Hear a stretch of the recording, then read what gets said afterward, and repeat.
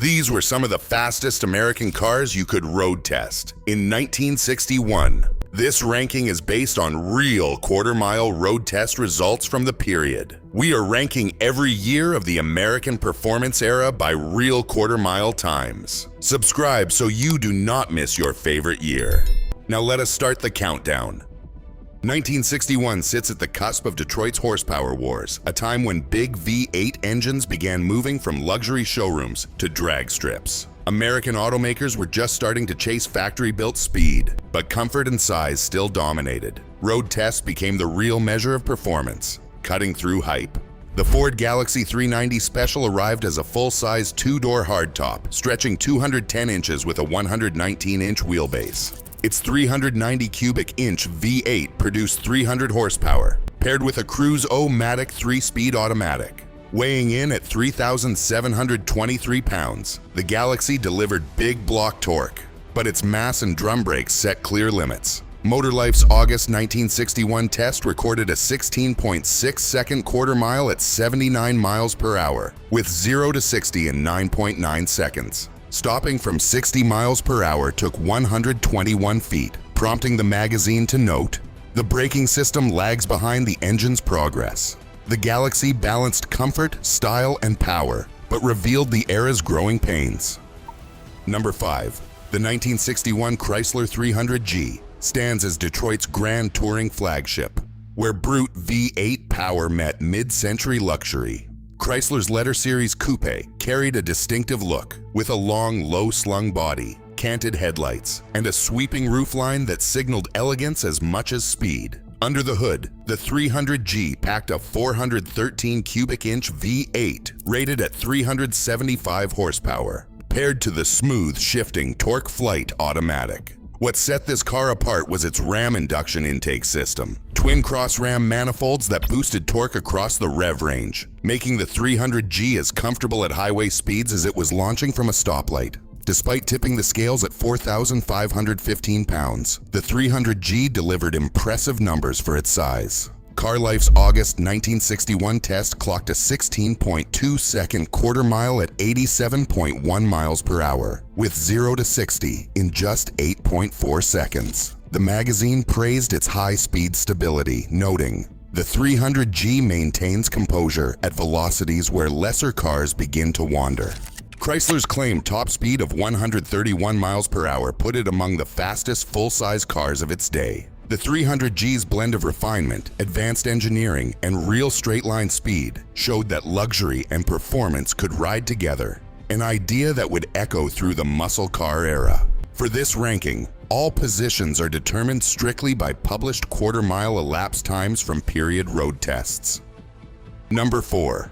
The 1961 Dodge Dart Phoenix D500 Ram induction takes the familiar family hardtop and injects it with a dose of factory-engineered adrenaline. Dodge offered the Phoenix as a mainstream two-door coupe, but the D500 Ram induction package transformed it into a serious quarter-mile contender. Under the hood, a 383 cubic inch V8 with dual 4-barrel carburetors delivered an estimated 330 horsepower.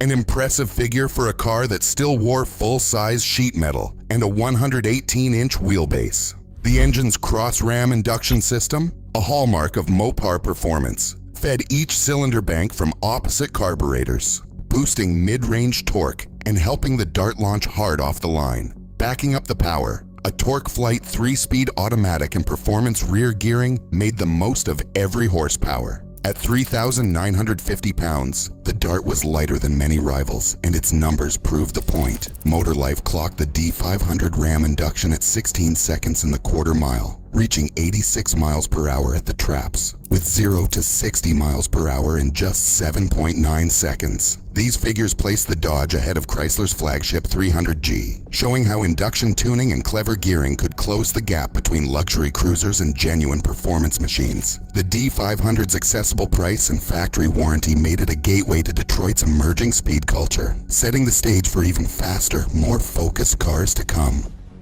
Number 3. The 1961 Pontiac Ventura 425A Tri-Power captures the spirit of Detroit's factory performance surge with a blend of showroom style and serious muscle. The Ventura's crisp hardtop lines and minimal chrome signal its intent. A full-size coupe designed for more than just a comfortable cruise. Under the hood sits Pontiac's 389 cubic inch V8, tuned to the 425A specification and topped by the iconic tri-power induction system. This triple carburetor setup funnels fuel through three 2-barrel Rochester carburetors, delivering 348 horsepower and a mid-range surge that was rare for the era. A close ratio 4-speed manual puts the power down, while a safe T-Track limited slip differential helps translate all that torque into forward motion, especially when launching from a standstill. Motor Life's October 1961 road test put the Ventura's numbers in sharp relief. A standing quarter mile in 15.5 seconds at 93 miles per hour, with 0 to 60 miles per hour in just 8.2 seconds. The magazine praised the car's passing power, noting that the Ventura proved very quick in the 60 to 65 miles per hour passing range, holding steady acceleration without a loss of traction. At 3,850 pounds, the Ventura was not the lightest car in the ranking, but its combination of multi-carb induction and robust gearing delivered a trap speed that edged out heavier luxury contenders. The Ventura 425A Tri-Power stands out as a turning point, proof that a showroom stock full-size coupe could run with the performance pack. Its factory sport tuning, from the Tri-Power setup to the safe T-Track rear, marked Pontiac's commitment to building cars for drivers who wanted more than just comfort. In the context of 1961, the Ventura's blend of everyday usability and real quarter-mile punch helped set the stage for the muscle car era that was just around the corner. Number 2. The 1961 Chevrolet Corvette fuel-injected 283 captures the essence of American sports car engineering at a turning point. With its sleek fiberglass body and unmistakable profile, the Corvette was already a symbol of speed. In 1961, Chevrolet pushed boundaries by pairing minimal mass with cutting-edge technology. The heart of this machine is the 283 cubic inch V8. Equipped with Rochester mechanical fuel injection, a system that delivered 315 horsepower at a time when carburetors still ruled Detroit.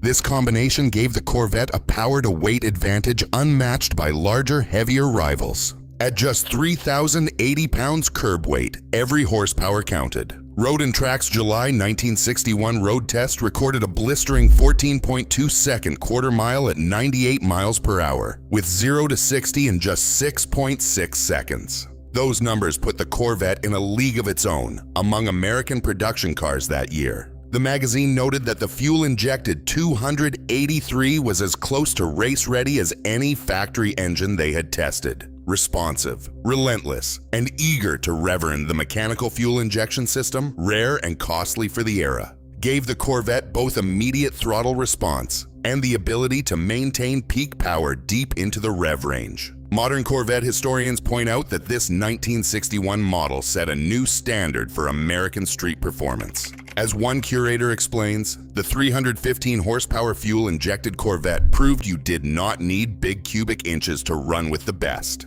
It was light, nimble, and brutally quick, an American answer to the world's best sports cars right off the showroom floor. The Corvette's achievement is even more striking considering the era's fascination with ever larger engines. Engineering and technology outpaced raw displacement. The sub-14.5 second bracket belonged almost exclusively to this car in 1961, setting the stage for the next leap forward, when even bigger, heavier machines would find a way to go quicker still. The 1961 Chevrolet Impala SS409 delivered a shock to the American performance scene, pairing full-size comfort with the kind of acceleration usually reserved for stripped-down racers. Under the hood, the 409 cubic inch V8, rated at 360 horsepower, was more than just a big number. It was a statement. Backed by a heavy-duty 4-speed manual and, crucially, a factory 4.56 to 1 rear axle. This Impala was built to launch. While most large coupes of the era struggled to overcome their own mass, the Impala's deep gearing multiplied torque right off the line, letting its 4,050-pound frame leap ahead with authority. Motor Trend's November 1961 test laid out the facts: 0 to 60 in 7.0 seconds and a quarter mile in 14.0 seconds. at 98 miles per hour. These were not just impressive numbers for a big car. They were the fastest recorded in any American showroom test that year. The magazine's dual ratio test compared the 4.56 to 1 axle to the more common 3.36 to 1, showing how the deeper gears slashed the quarter-mile time from 15.2 seconds at 91 miles per hour to 14.0 at 98. The 409's solid lifter cam and dual 4-barrel carburetors delivered a wall of torque, making weight less of a handicap and putting the Impala ahead of lighter competitors. Rarity only adds to the legend. Chevrolet built just 142 examples of the SS 409 with the 4.56 to 1 axle in 1961. For those who have driven one, the experience is unforgettable. As one longtime owner puts it, driving a real 1961 409 with the deep gears is a different experience. The car feels alive, like it is waiting for the light to drop. You can sense the dawn of the muscle car era in every launch. The Impala SS 409 proved that strategic factory options, especially axle ratio, could let a full-size coupe outrun purpose-built sports cars. Its 14.0-second quarter mile became the blueprint for the muscle car era that followed. Across all 6 contenders, one pattern stands out. American performance in 1961 was no longer the domain of niche sports cars. Big engines, bold styling, and factory horsepower were transforming everyday coupes into straight-line legends. This was the dawn of the muscle car era. It was built on real numbers, not just reputation.